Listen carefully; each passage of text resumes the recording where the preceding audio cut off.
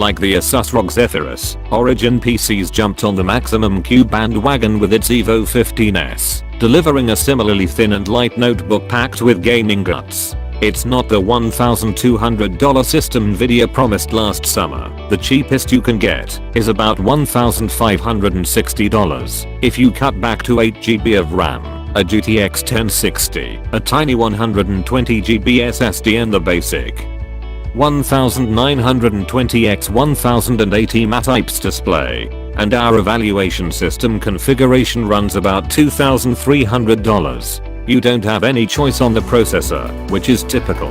But you have a ton of options for the storage, up to 5TB in total, and a nice handful for memory, up to 32GB 2666 MHz-DDR.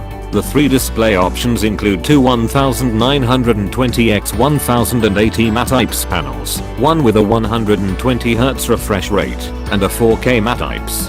It supports G-Sync when connected to an external monitor via one of the two Mini DisplayPort connectors. The 4K upgrade, also matte IPS, seems oddly cheap at just under $100 over the base panel.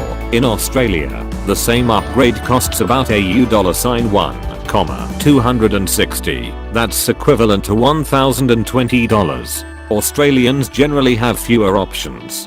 Because there are number 120Hz display or 2666 MHz memory choices, there's no direct equivalent to our test configuration.